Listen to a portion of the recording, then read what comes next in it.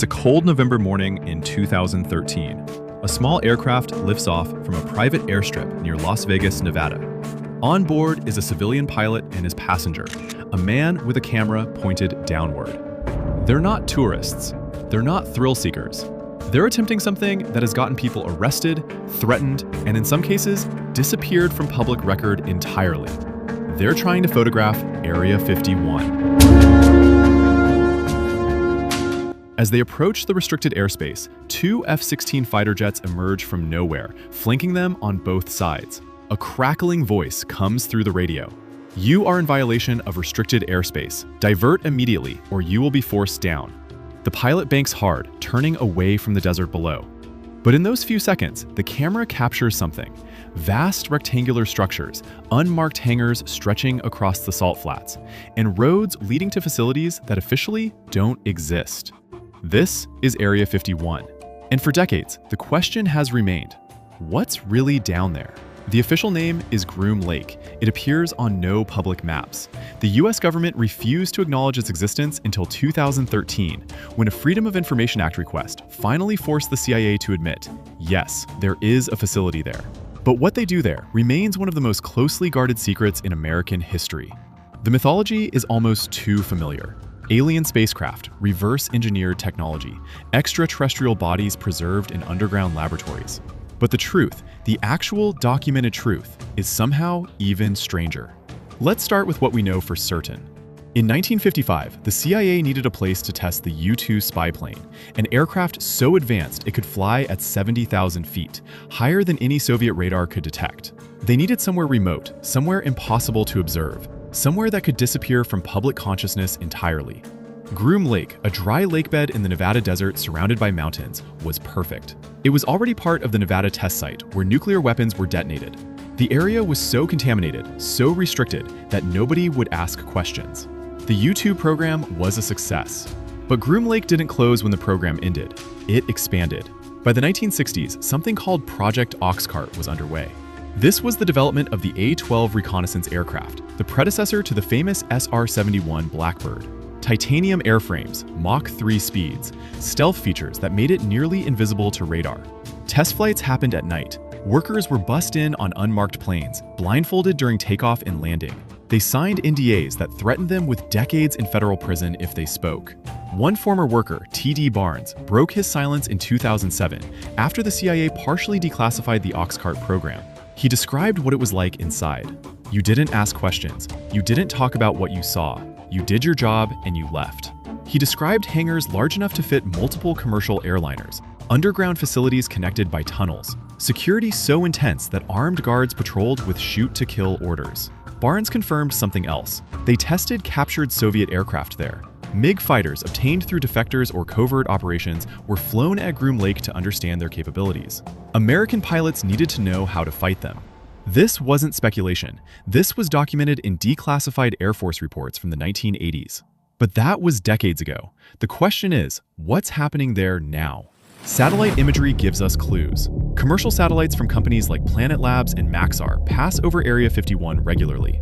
The images are publicly available, and they reveal something undeniable. Area 51 is not winding down, it's growing. In 2020, new hangars appeared on the southern edge of the base, massive structures easily 300 feet long. New runways were paved. In one image from 2022, a strange aircraft is visible on the tarmac, a flat, triangular shape, unlike any known military plane. It's only there for 2 days, then it vanishes.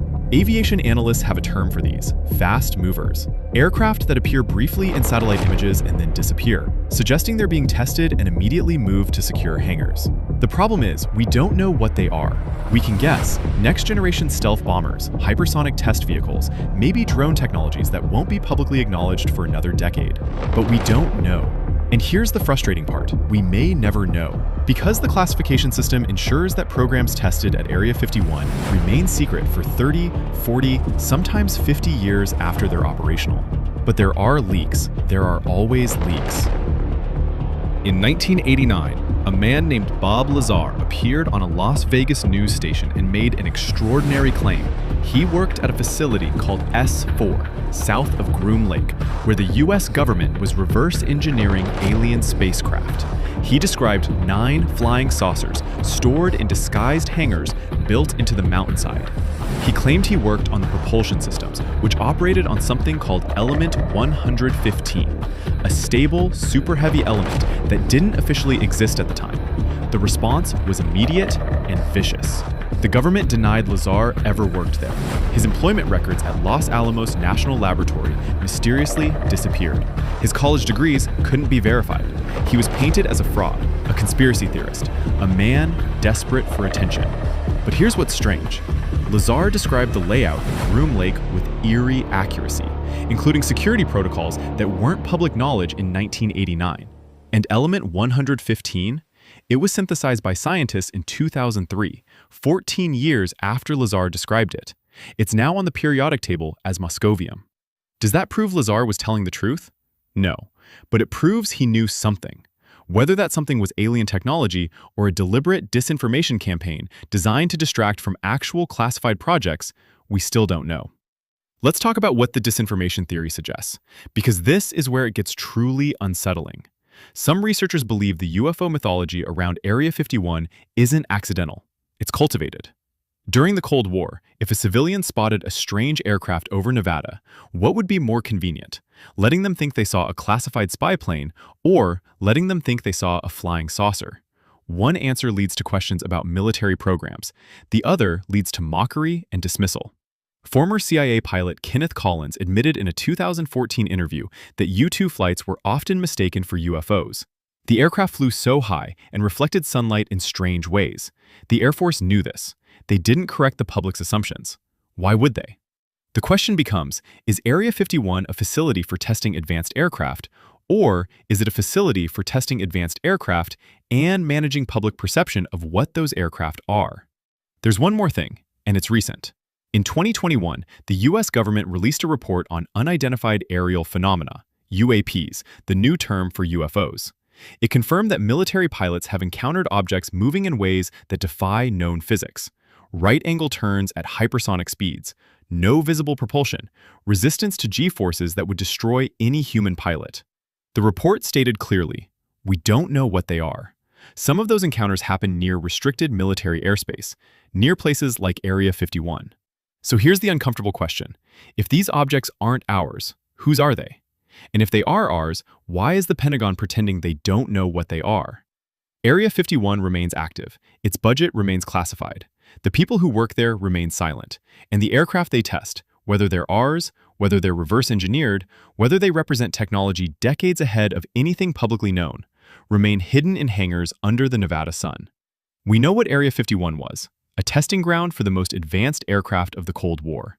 We have strong evidence of what it is now, a black site for programs so classified that even their existence is denied. But what it will become, what technologies are being perfected there right now, in 2025, technologies that might reshape warfare, surveillance, or even our understanding of physics itself, that remains locked behind fences, armed guards, and a wall of secrecy thicker than any bunker. The truth is out there, but it's not in the sky. It's in the desert, and they're not letting anyone see it.